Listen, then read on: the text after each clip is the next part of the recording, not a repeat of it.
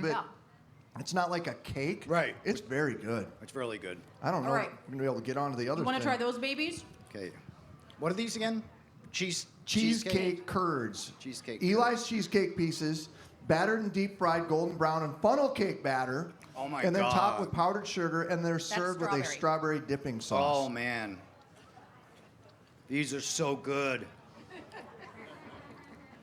Oh my God.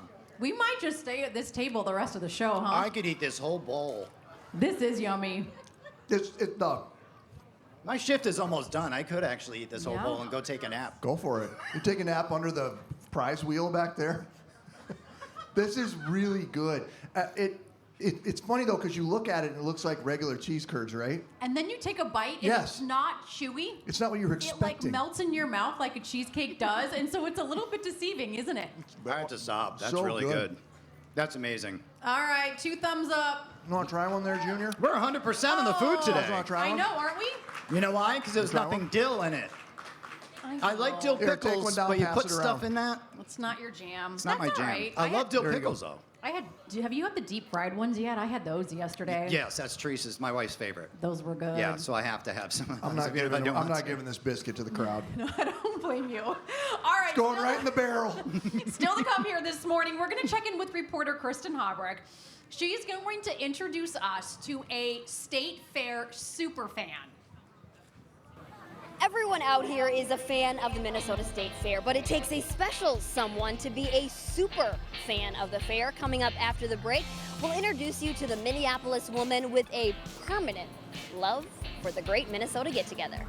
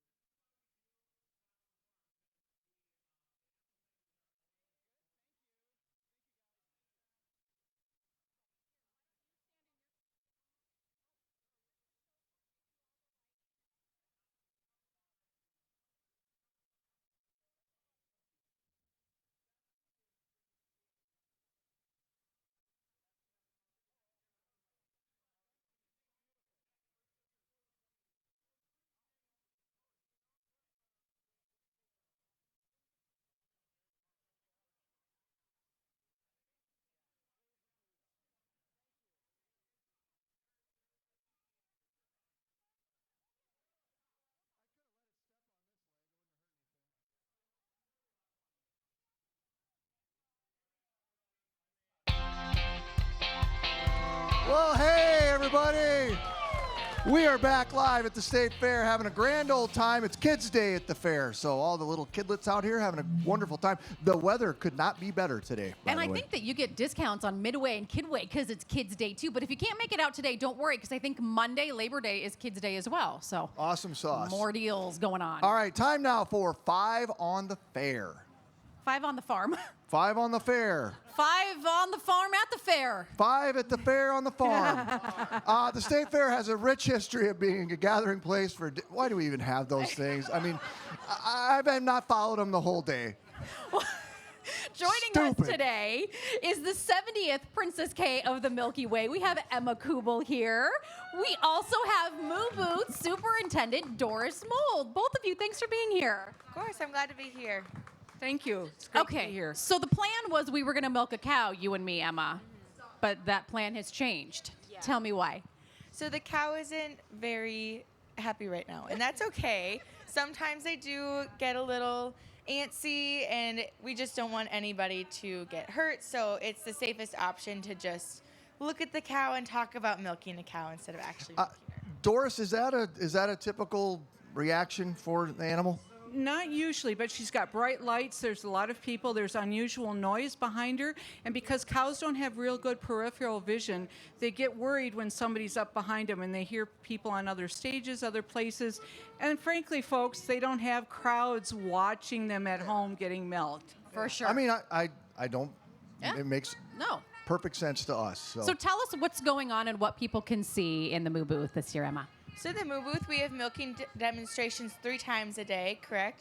5 times a day. 5 times a day. I was wrong. 5 times 5 a times day. a day at the Moo Booth.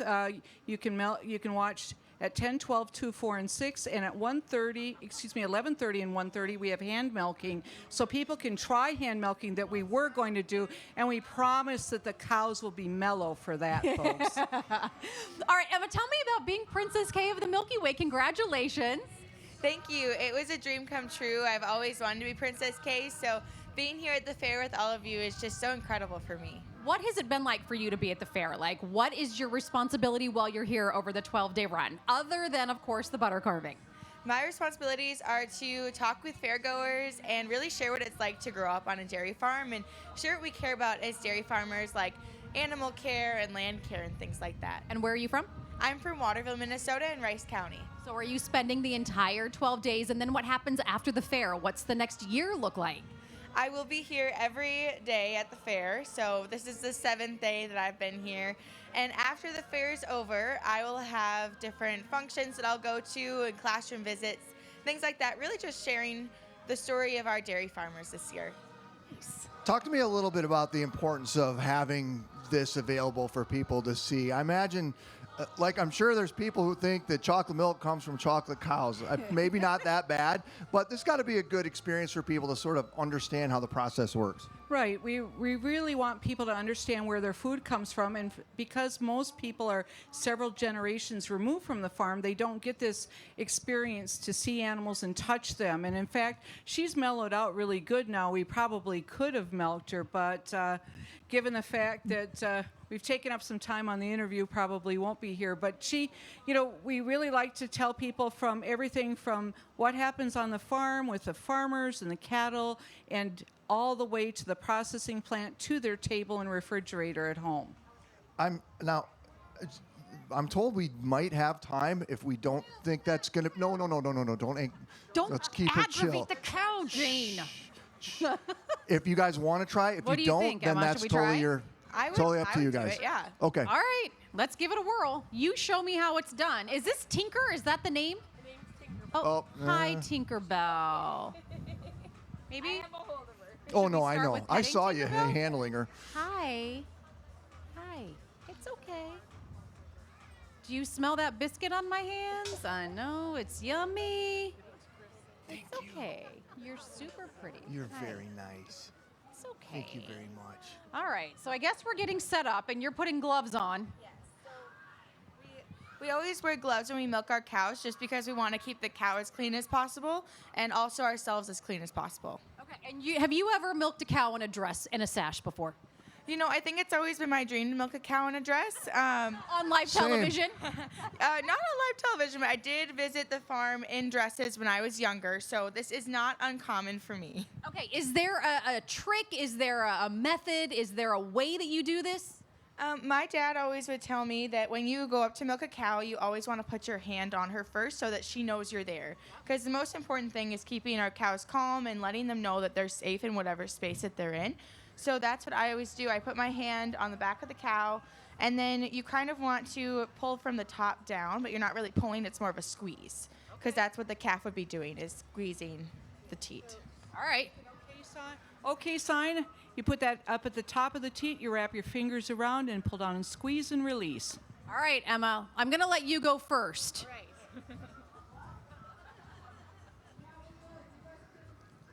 And I'll put a glove on. I'll try it. Maybe. How you Aw. feeling, Tinkerbell? Tinker. You all right, baby? You're pretty. But you're like, I would rather not have this done on live television, huh? I don't blame you. It seems like a natural reaction. Yeah, really. for sure, right? All right. Are we ready? Okay, Emma. I'm going to watch and I'm going to learn. Back quarter. All right. Are we getting milk? We are. And how often are you milking a cow? We milk the cows 2 or 3 times a day, and for every gallon of milk, it takes 350 squirts. Oh my gosh, and how many gallons does a cow like Tinkerbell of milk give you a day? She'll give 8 to 10 gallons in a day, as much as that, so a lot of squirts. Yeah. Well, you guys don't do this by hand though, right? You are correct. We don't do this by hand, and Tinkerbell's being really nice right now, and all of our hand milking cows have to be nice because normally they get hooked up to a machine, which is very gentle. It milks them out in 5 to 7 minutes. If you were going to milk her out by hand, even somebody experienced, it would probably take about 40 minutes to get her Oh my milked out. gosh. And that's wow. 3 times a day. Yeah, that's crazy. Right. That's if they were doing it by hand. Obviously, we don't do it that way. Because the other thing is that you'll notice we've got an open bucket, and the bucket, anything can fly in there. Cotton candy, corn dogs, whatever, debris. Yuck. And the way we milk cows now, it's never touched by human hands. It goes through piping. It's very clean. You get a very excellent quality product. Well, Doris and Emma, thank you. I think we're out of time, and I don't get Yeah, to try, but I that's all think right. let's- There's always next year. Yeah, let's not. All right, I don't let's say poke the look bull how 'cause much this isn't a milk bull, we got but in there. Nicely know what done, I'm saying. Emma. Nice job, Emma. That took several minutes just to get that little amount. Thank you Thank you guys. both. Appreciate it. I'm gonna keep the glove on just for fun because it's the fair. Should we? Did you pick your scripts up, or do you know what's coming up No, next? the really nice little girl over there picked up my scripts. That's what happens when Mr. Chris gets angry. I'm grumpy. sorry. All right. There are some people, we know there are fair fanatics. Yeah. There are some, though, who like take it to the next level. They just can't get enough. Kristen Hobrick loves the state fair, but she may have met her match with a Minneapolis woman who has an everlasting love for the fair. We call her our state fair superfan. Take a look. In order to be considered a state fair superfan, what would the qualifications be? Would it be someone who camps out overnight in front of the front gates to be first in line to get in? Or would it be someone who enters dozens of baking competitions to get that coveted blue ribbon? Or would it be someone who attends all 12 days of the Minnesota State Fair? Well, I've got somebody here that can do better than all of that. I think she is the official State Fair superfan. I've got Amanda with me. Amanda, you actually, for you, the State Fair is not just once a year. No. It is permanent and it is Year-round. Year-round. It's embedded into my life at this point. Because we're talking ink. She has got State Fair tattoos. How many? I have 5 now. Yes. Show me the good. All right. Well, I started with the Pronto Pup. That was my first one, and then from there I was pretty much hooked. So I get And one. is that your favorite food? I think it's probably, the favorite food. It's classic. Sorry, corn dogs, but I love it. So from there I went to the all-you-can-drink milk sign. I did cap it at $1 because that's like the, it's gone up in price, but I love it. Hot day. It's honestly great. Oh my God, it's amazing. And then I went to the beer cup because I mean, hello. And I love the shading. Yeah, it's wonderful. I mean, and I got some of the Minnesota State Fair branding in there too, so it's wonderful. Is that your favorite ride? I think the Sky Glider is my favorite. I try to do it several times. I mean, it's like perfect. You know, you get to like see the whole fairgrounds, bird's eye view. It's a nice break on the feet. And then you wanted to add an animal this year. I needed an animal. I realized that was like the one gap, so I added an alpaca. This is an animal that I actually took a picture of last year. Winning animal. I don't know if it was winning, but it was winning in my heart. So I added the purple champion ribbon with a Fairchild in it. So. Okay, so what compels you to get ink done of the fair? I think it's just I want to commemorate it every year. I love it so much, and it's such a part of my life that I want to think about it when we're in 30 degree below zero weather, mid-February, and I'm just like, you know what? Just hang in there, look at your leg, like it's just right there, right? It's coming, it'll come. Now, you didn't grow up really coming to the fair that often with your family. Not really. I mean, I was born and raised here, but I just, it was like an every few years type of thing, big special event. So I think it just like happened in college. It was a thing to do, and then I realized it was magical. It's a magical place. When you're out in the public, riding a bus, do people notice the State Fair tats and comment? Definitely around fair time, for sure. Like it's for sure a thing where people will start to kind of notice. I'm like, oh, that looks like I know what that is. And so, yeah, so people definitely will start to chat with me about it. And I love that. I mean, it's kind of like what the fair is. Well, it's like what the fair is. You meet people all the time, and you just chat with strangers. And, I think in Minnesota, we don't always do that. So, like, the fair is like a great place. Yeah, exactly. Now, you have a real deep love and a real deep plan. Yeah. Tell me about the planning that goes into your fair experience. Yes, so I comb through the daily schedules as soon as they start populating online, and then there's this year, I think, 3,700 and something unique events, and I make my own daily spreadsheet so that I won't miss anything that I know that I would regret later. And then I have kind of the surround, like the nice to-dos. And so then I post it on my Instagram, and then I can reflect on it every single day and check in and make sure Send it to your phone, right? So you send it to my phone, make sure I'm not wasting too much battery. So I've got a good system down by now. Okay, if you had to pick just one thing, one favorite, all-time favorite thing about the Minnesota State Fair, what would that be? Okay, it's not a tangible thing, but it really is meeting people. I was invited to somebody's wedding that I met last year here. I'm not kidding. Yes. Did you go?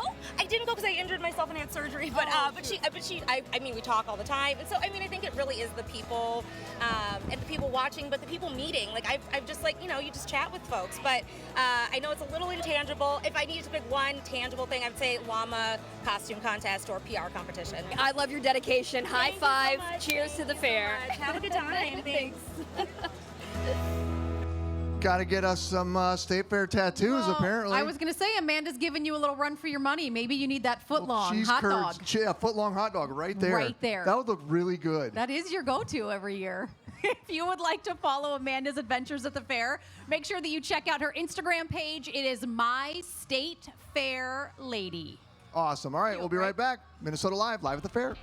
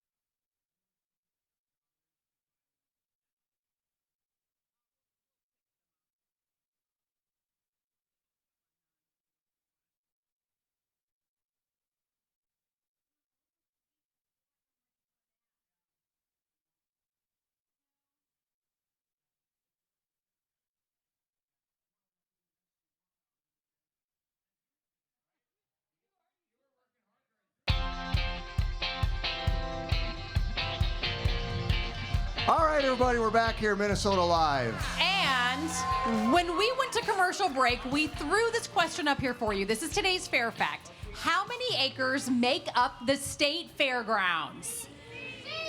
Let's hear it. See? The crowd thinks 322 acres. Well, that's right. How It is y'all C. know? How did you know that? There you go. Congratulations to you guys. State Fair found its permanent home here at its present location in the 1880s. Back then, the property covered about 210 acres. The grounds have blossomed over the years to include some significant buildings like the Coliseum just down the way here, the Agriculture Horticulture Building, and of course the grandstand. So there you go, 322 acres. All you need to do is walk the fairgrounds today and you'll work off all the food we just ate. That is another fair fact, there you Megan go. Newquist. All right, for this month's Creative Corner, we found some more hidden art here on the fairgrounds that we wanted to share with you. Yeah, we have producer Cece here joining us, talking art here, which Welcome to this side of the camera, Yes. Cece. Thank you. we know art's your thing. It is. It really. I actually. This is a shirt I got long ago. It came out blue, but then I bleached part of it so that it would be. Oh, look at Kinda you. cool. Oh, yeah. Yeah. Look at I you recognize getting that. creative with That's your from the attire. JRF walk. It was blue before. Yes. Look at you. Yeah. Wow. You do like art. I walk the walk, talk the talk. Yes, you do. Do all of it. Well, we're gonna start this morning at the Horticulture Building. First, I want to give a shout out to my uncle Foster. He won second place ribbon in the bee and honey baking division. Oh, Ooh. nice. Do you know Good what job, he baked? Foster. It was some kind of multi-grain bread. I haven't tried it yet, but I will be asking him to make it at Thanksgiving this year. I Yeah. think that should be a Well, prerequisite. congratulations, Uncle. And we would be remiss if we didn't talk about this year's seed art. Oh, The jeez. champion and reserve champion, they are stunning. They each are different. As you can see, it'll pan just over to there. You can see one of them is kind of like a fall cornucopia kind of look. And then on the right there, you can see this was a piece made by Jim of Richfield. You can see Fairchild. It's actually 3D, Oh, the hat cool. with the seeds. Yeah. And then he's got corn on the cob made with corn, and then a corn A dog. corn dog. Oh, that's cool. Cute. Right? I always love going in this building. There's always a huge line. I definitely do not go in the back. Like, I do not cut the line. But if I did, I would be able to see things like this, a polar bear holding Oh, another corn dog, cute. Space Tower. It's great. Cute. It's a really great place to go and just, like, take your time going through it because there's so many fun ones to look at because you probably will. There's hundreds. And Well, if you that are want to there. be wowed, I mean, we had the seed art, the lady woman did who the made the commemorative commemorative print, poster this year, Liz, on earlier this week. And I don't know why in my head I thought the seeds were going to be big. They are microscopic, like smaller than a grain of rice seeds that they're using for these things. And so the detail and intricacy is just incredible. Yes. Well, next we're going to head to the Creative Activities Building. Just past that, I figured it'd be too easy if the Minnesota's Creative Corner went to the Creative Activities Building. So we go to the Education Building. This is one of my favorite parts of the fair, the K through 12 competition individual exhibits. There have to be thousands of art projects there. I'm talking paintings, drawing, sculptures, written word, photos. If you want to get emotional, read the poems. I started reading one yesterday and tearing up. There was one about, like, this is why I love my mom. And I was like, I love my mom too. Oh, that's cute. It was very sweet. One critique I do have is you can't always read everything that's submitted. So I'm like, True. I want to be able to read this. Maybe there's a place online. I'll look into it. There you go. Yes. That would I really loved, this was my favorite piece that I found. It's very abstract. A fourth grader made this. It's huge. It's kind of hard to tell by the scale, but Wow. it's like kind of the size of like your torso, Chris. Yeah. It's huge. That's a big fourth torso. grader.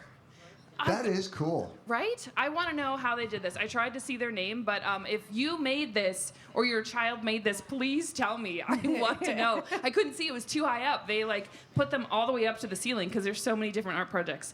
Next up, we've got this sea dragon made out of clay by another fourth grader. This one got third place. I was so amazed by many of them that just stood out to me that I was like, oh, this got honorable mention. Okay, then what got first? And I look at that and be like, this is great. This is great. Look at this. Who did this? This is a 10th grader from Wayzata High School. Oh my gosh. I think it's awesome.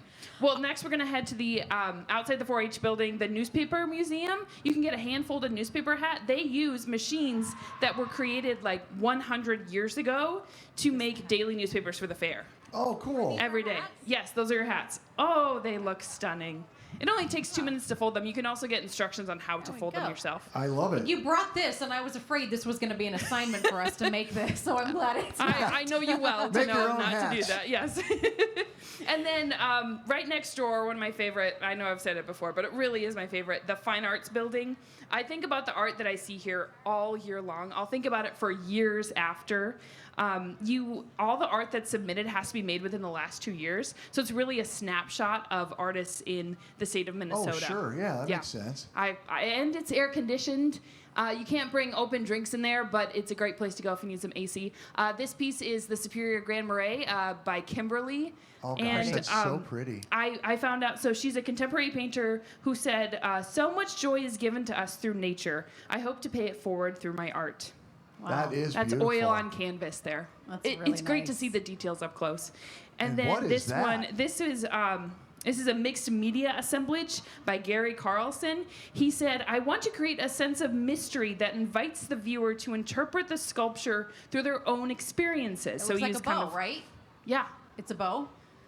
No? What is The it, Archer's Megan? Phantasm. It's whatever you want it to be. Yeah. Exactly. My goal is to awaken the viewer to the extraordinary beauty of the ordinary objects that surround us. Love Awesome, it, Cece. Thank you. Thank you. Good stuff. Hey, if you'd like to get in touch with Cece about Creative Corner, just shoot her an email. Think of the little email right there, crody@kstp.com. More Minnesota Live from the State Fair when we come back.